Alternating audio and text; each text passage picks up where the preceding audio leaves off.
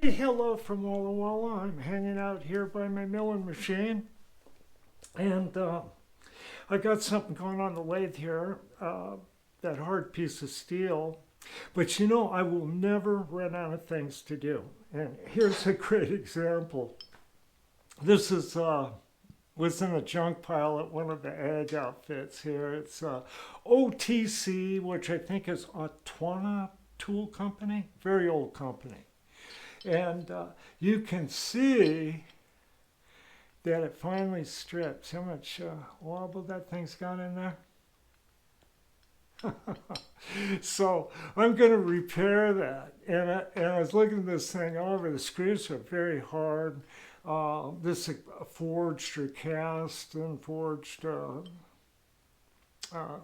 steel body on this, but it's called a flange puller. See how much wear it has? Look at the tip of that thing. So anyway, it got tossed out. And a funny thing about pullers, the screw on this is basically a standard screw, a little finer pitch on this 5/8, but it's not 5/8. It is, I'll look up the chart there and see if I can catch it. 1939/64 is what it is. So it's like 15 thousandths under 5/8, but you can't use a 5/8 tap because then the screw will be loose and it won't work. I think they do that on purpose. And to prove that, my way of repairing this is I've got a 3/4 inch minus snap-on puller screw. And it'll be a little bit better. It's got interchangeable points and stuff like that. And I'll just add this to this snap-on kit I got. So the snap-on one is 15 thousandths under 3/4 16. So I can't, bore this and put a 3/4 16 tap through this because it'll be loose and it won't hold. So I got to put this in the forge out chuck or clamp it to the faceplate, which I might have to do. This might be a faceplate thing to do, so I'll do that. Okay, now I got something important to talk about. Is I saw on the news up in Montana here, an old duffer like me got wrapped up in a lathe. And what happened was he had a jacket on and his left arm, I believe, got caught in the chuck or on the work or something like that. It started to pull him in and he knew he had to do something. So it's like everything he had, he pulled back and managed to get his arm out. Otherwise, he would have been pulled in and surely killed. So that's one thing that happens. Here I'm right at 68 degrees in here. I don't need a jacket on, but I'm going in and out, so I got two sweatshirts on. And I'm used to working with these sweatshirts. I kind of, I'm used to doing things, but I'm not, exempt from getting pulled in and killed, so I got to be careful. Now, one of the things I want to mention about these machines is never reach over. Don't reach over that work. Don't reach over that chuck or anything while it's moving, okay? That's how you get hurt. And it's the same with table saws and woodworking machines. You get hurt when you reach over the action. Okay, so shut things down before you reach over anything. And I don't know if that fellow reached over something or just had a loose sleeve and it got caught, Wow. So he's out, and up there in Montana, can't find anybody to finish the work he's got going up there. I'd help if I could, but I do have some health issues and things where I can't work full days. So be careful in this weather. I've worked in shops that had a warm area like I got going here, but they also had some other machines they didn't use very much that were in other buildings or other places that weren't heated, and that's the type of thing you can really get yourself in trouble. Well, I got to go out there and do something on that big old flat belt lathe machine I have out in in the estate out there somewhere, and have a jacket on and not be used to having that on and getting caught up in the machine and killed. So be very, very careful, okay? Hey, and I'm going to get over here to what I was last doing and talk about that, okay? Be right back. All right, the last video, I had this steady rest up here, and I beveled. I'll back that off. I got a good enough bevel in here for this bull center. Just good enough. Get the metal out of there.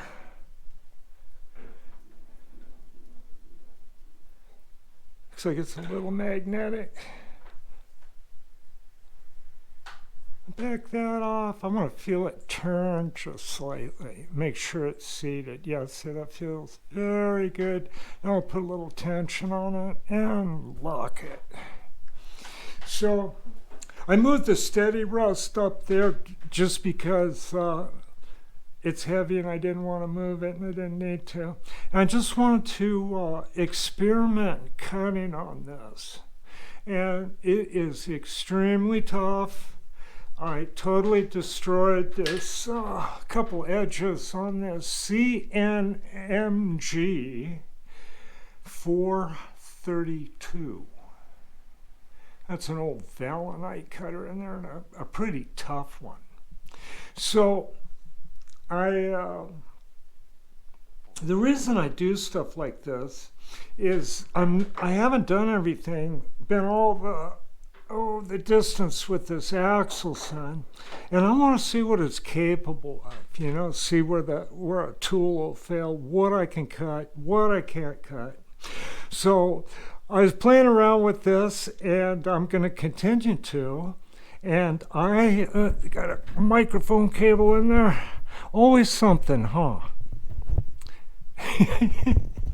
It might be there for a while, huh? So you can watch me destroy an edge or two, and I'm going to apply a micro 100 to it here and there, and we'll just see what happens, okay? Now, a fellow, I really appreciate the donations, and, you know, I don't know what to do about people's privacy. I know I value my own and stuff, but a fellow named Steve sent me these from Alaska. I go, wow, these are really nice tool blocks here. And you can see how they are. Got a pair of them. See how they're constructed. Just excellent construction. Well, he made these himself. He made a bunch of them. And he sent me a couple of them. And I just wanted to show the caliber of people that watch this channel and don't realize how much better at it they are than me. These are very, very nice. And I will use these. And one of them I'm going to take and totally mutilate. The only thing will be recognizable is the nice work here, and I'm going to get it so I can jam it into one of these KDK holders. Now, this is a good time to discuss some stuff about these old heavy pattern lathes. Now, here we are. I got that. We'll get that big old wrench right in that tool post here. Now, there's an advantage to some tool systems and an extreme disadvantage too.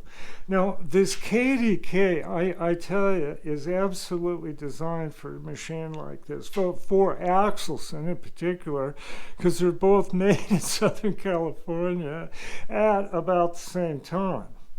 So, I want to do this.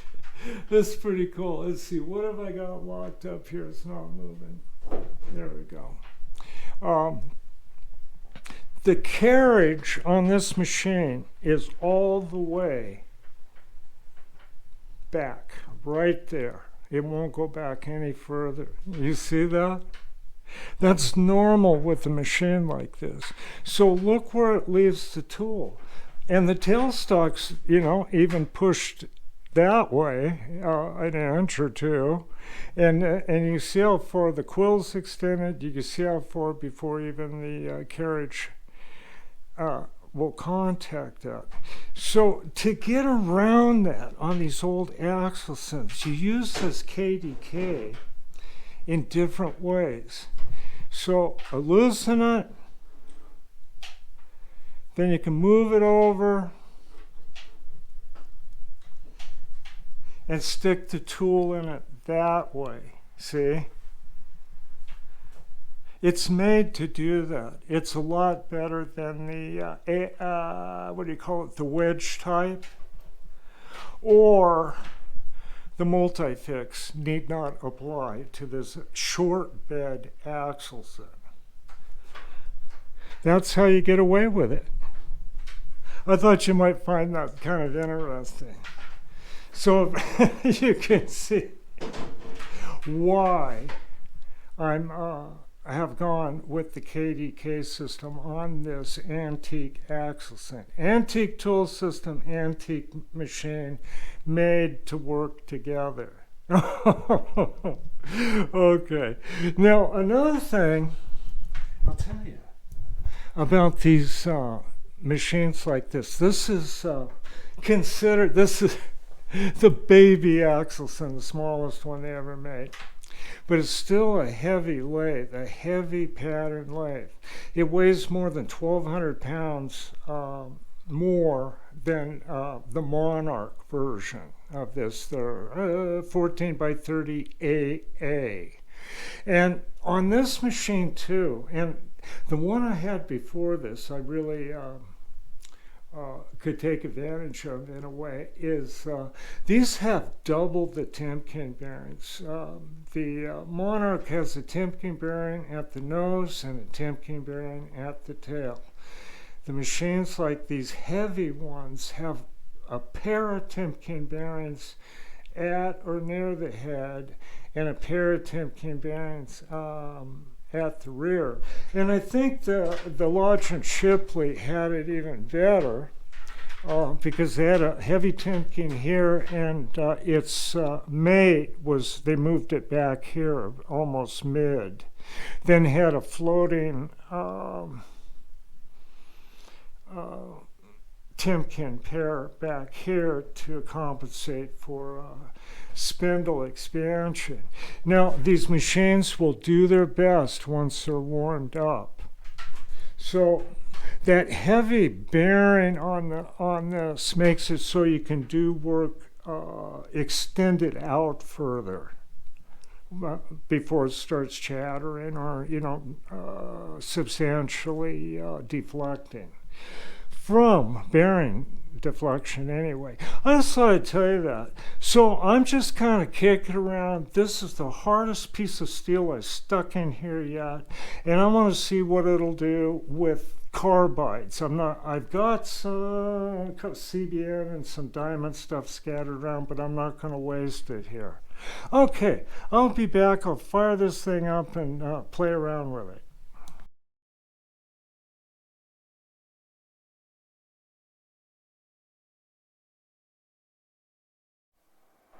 Okay, I got this piece of hard steel rolling at 207 RPMs, and I'm going to feed it in just under 3,000 feet.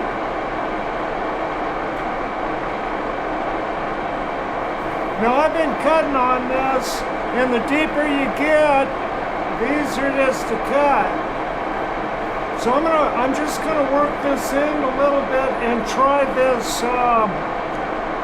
TNMG 333.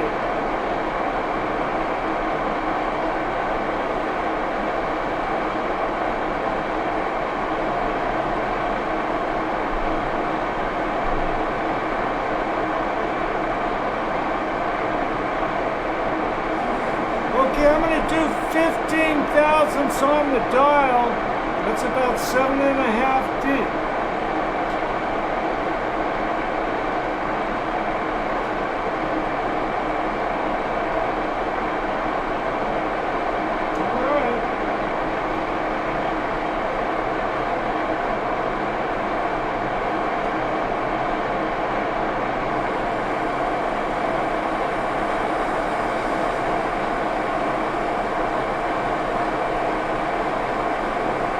Just under 3 thousandths feed there.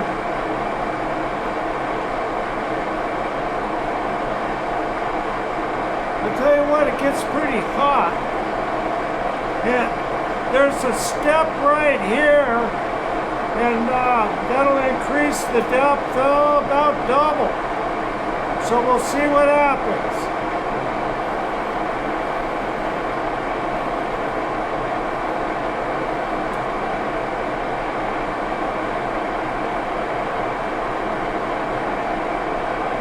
This is the wax lube I got here. It's got Castrol Molly D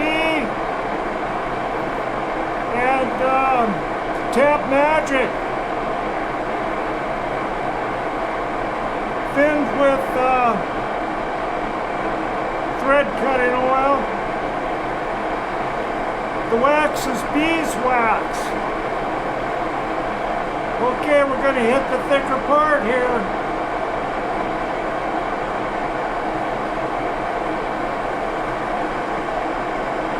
This cutter's actually doing pretty good.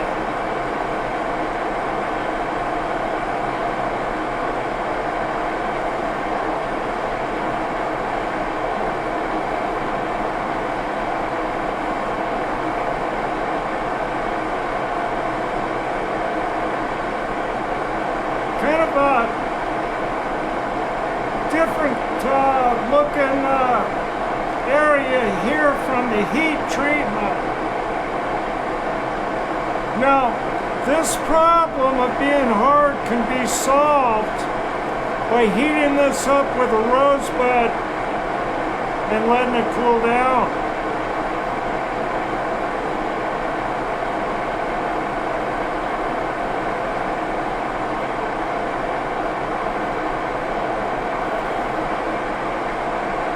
Smoking up.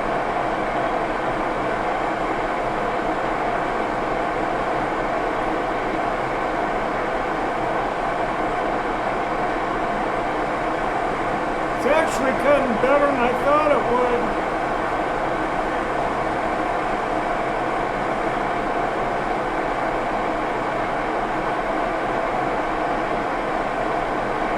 Yeah, just 200 RPM, 207, and 3 thousandths feet.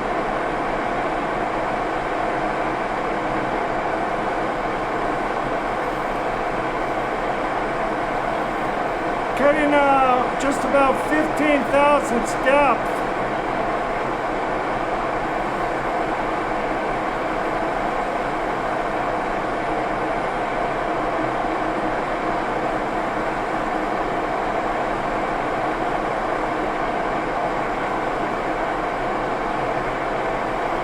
Burning right along for an Axelson.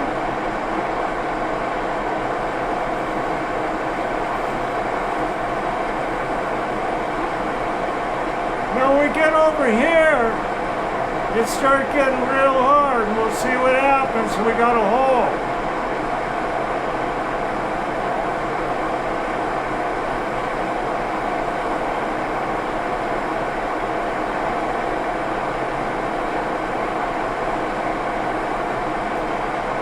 On a less powerful machine, you would have to anneal this. It's getting tougher.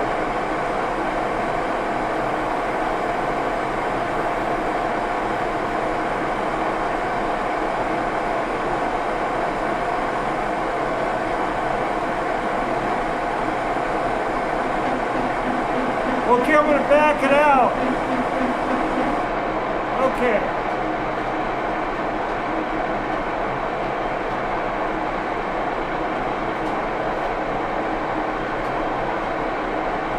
Okay, we'll try to cut this at half the depth. See, it hit a real hard spot.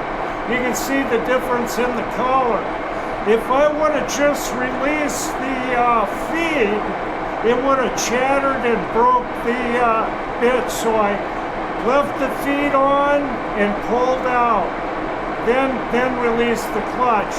Okay, we're going to touch off there. I'm going to feed it in 15 on the dial. We'll try to keep cutting.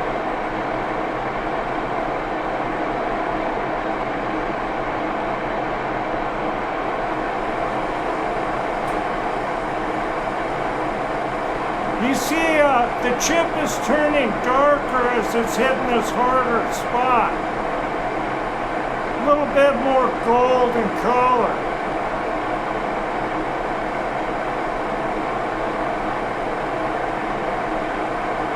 If it starts squealing, I'm going to back it out.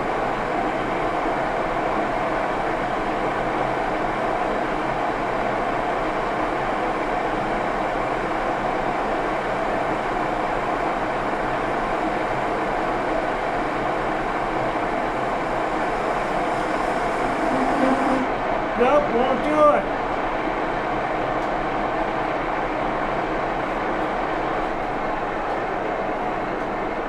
Okay. There's no sense breaking the tip off that. I backed it out. So what we'll try now is Micro 100.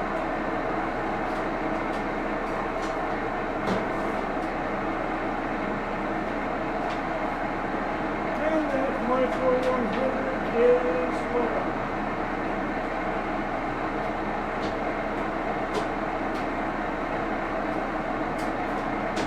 There it is.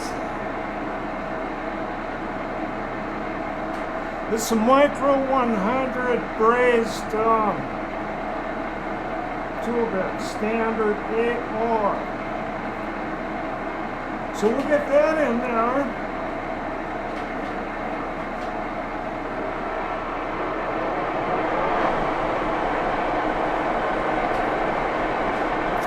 And cutting across that hole is even worse.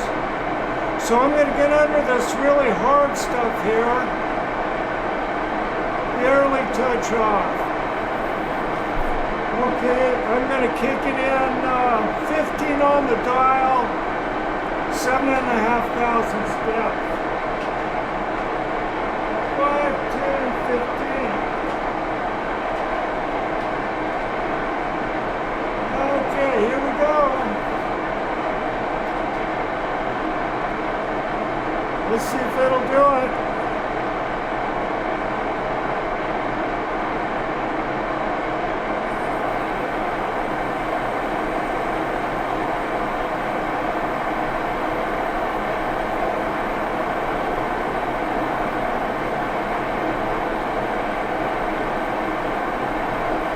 So far, so good.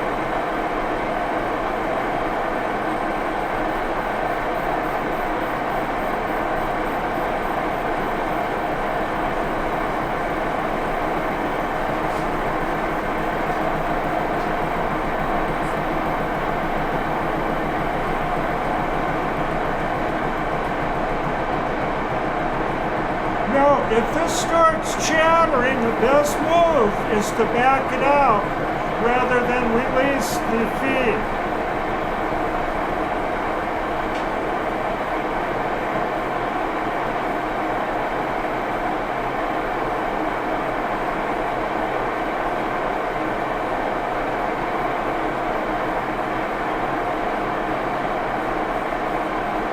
It's doing a great job.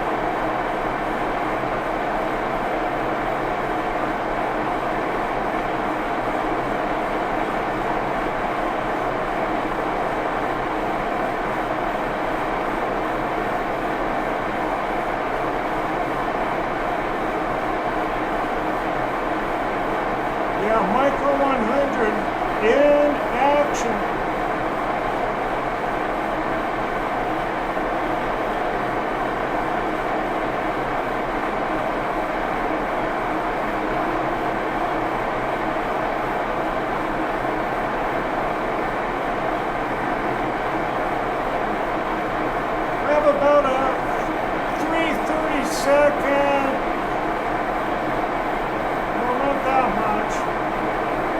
3/64 radius.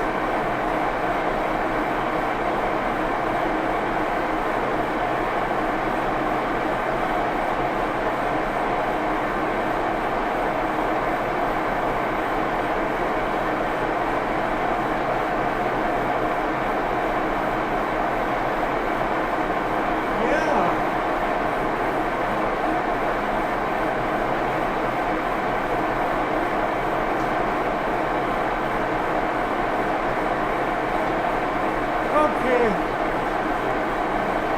now I'm going to back it out.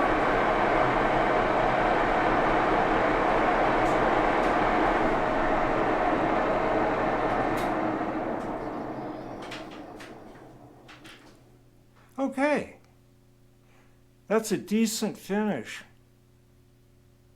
Look at that, compared to what I was getting with the insert. Okay.